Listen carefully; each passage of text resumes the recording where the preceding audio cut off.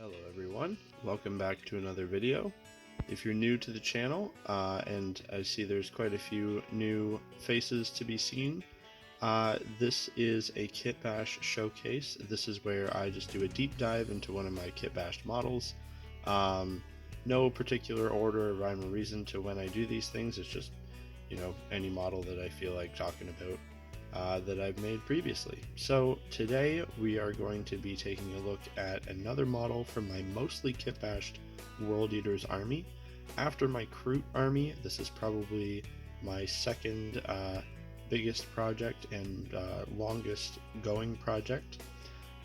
So without further ado, let's just jump into it.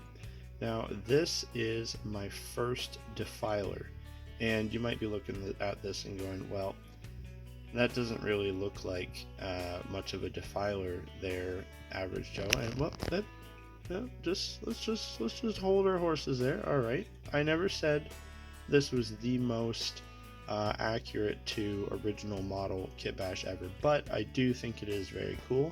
And this is one of my first Kitbashes that I was genuinely very happy with, and it pretty much turned out exactly the way I wanted it to. Pretty simple, but I haven't seen anybody else doing this, and I mean, when you've got a base model as cool as this, it's like, why wouldn't you? So if you remember way back, way back, most of you probably didn't see this at all, but I made a video some time ago talking about what makes a good Kitbash, and it was kind of like good, bad, great, what's a good Kitbash, what's not a good Kitbash. And one of the things that I really stressed in that video is that what makes a great Kitbash is that anybody can just look at it and know exactly what it's meant to be. No matter how ridiculous it is, it still has the defining characteristics of that model that you can tell exactly what it is. This is not that. This would be like an okay Kitbash. So it does have all of the, like, each of the weapons and whatnot are represented here, but obviously it's very different from the base model. There's some things I've done to kind of try to help for that, but at the end of the day it is still pretty different, and I do know that, but I ain't changing it because I like it. So the base model for this is a Thanatar Siege Automata. Now, other than being a mouthful, what those words actually mean is this is a Forge World unit for the Adeptus Mechanicus. So the AdMech have a lot of really cool giant robots of different variation sizes, whatever. But unfortunately, they're all Forge World. In my opinion, it's a lot of their coolest and best looking models, and yet you can't even use them in 40k. It's very strange that they haven't brought those over to 40k yet. But so this guy and his brother, there's a different version, are the biggest ones they have, and so I'll obviously have that pop up on the screen right now. As you can see, he looks pretty different than this guy right here. So he's a really big walking gun platform. I assume he can punch a little bit in melee, but he's meant to be more of a gun platform. So what I've done is, first off, working with resin, a nightmare. Trying to get him in this like not elaborate, but like pretty different running, charging pose, a nightmare. But so if you can, when building it, manage to pull off something like that, that goes a long way to selling it as not a stationary gun platform. So I didn't even think. I normally always do a little bit of a size comparison, so I'll throw up a couple little guys here. These are a couple of my custom guardsmen for my Space Pirate army. So as you can see, he'd be very big. I don't think these guys would be able to stop him.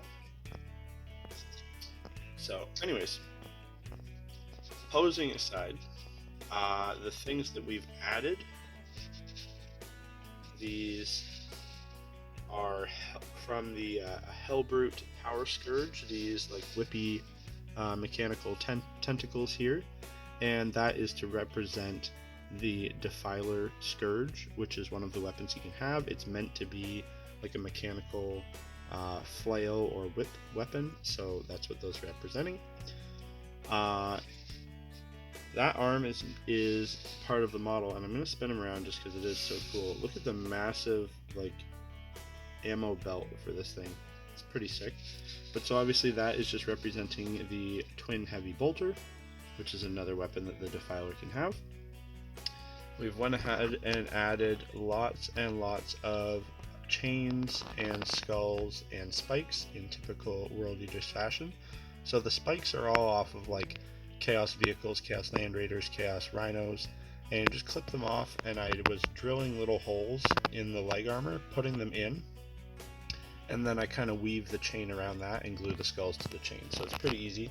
As you can see, like for battle damage, I've drilled holes all over the armor to look like he's been shot and blasted by different things. More skulls and spikes.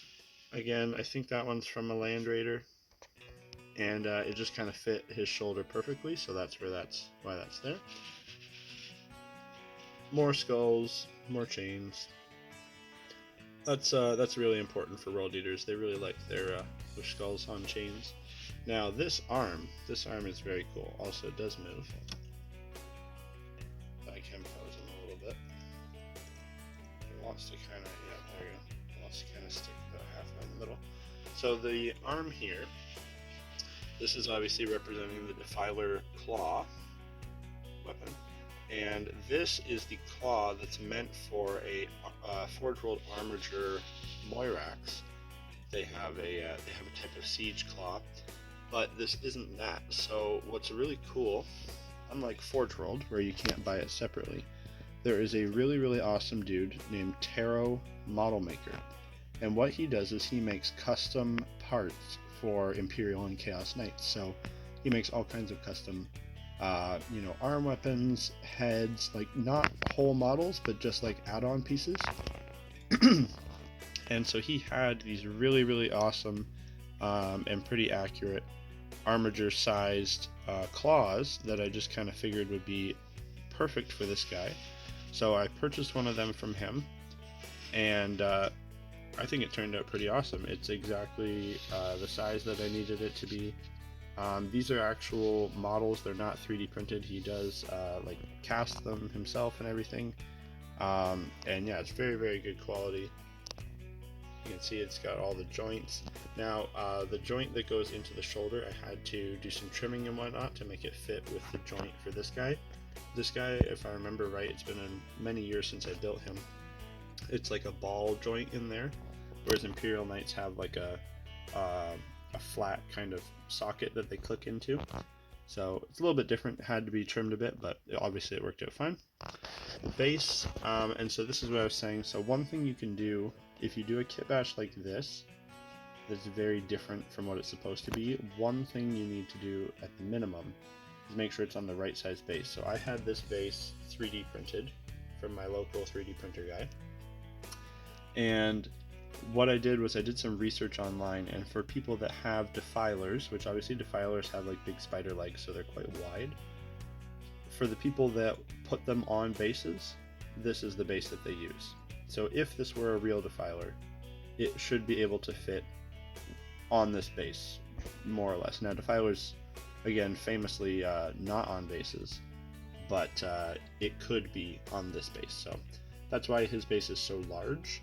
And then to just kind of like bulk up the profile a little bit, because like for in-game purposes, if this were a defiler on the base, he'd kind of be in the middle and his legs would be spread out, so he would have a wider profile. I've added some pretty big like terrain and scenery to the base, just to kind of fill it in, so that it's not like I'm cheating when I play a game or anything. And you don't have to think about it that much when you're kit bashing, but it's something I try to do. So apart from all, the cool rubble, rocks, whatever, this leaking nasty sludge here, this piece here is actually from a Corn Lord of Skulls. It's one of their, I think, like blood canisters or whatever. It just looked like a cool train piece to me, and it was exactly kind of the size I needed to fill that out.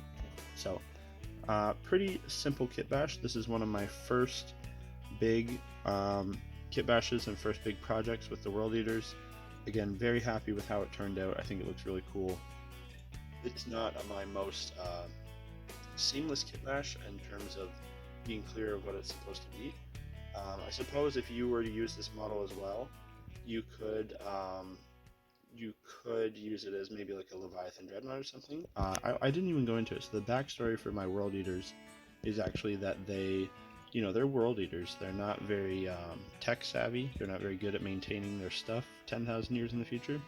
So what they do is they raid and pillage and steal from Dark Mechanicum worlds and planets, and they just gather up as much between demon engines and AI and robots as they can, and that's what they use in place of their dreadnoughts and halberds and things that have fallen into disrepair over the years. So that was my excuse to have a bunch of really cool, weird murder robots in my World Eaters. So this is something they've stolen from the Dark Mechanicum, painted it up in their colors, and said, all right, go smash down that wall or whatever. Yeah, so that's kind of the little lore behind this guy. And that pretty much does us for today, guys. Just a bit of a quick video today. I said this isn't the most complicated kit bash in the world, but it's one that I'm pretty proud of and wanted to share with you guys.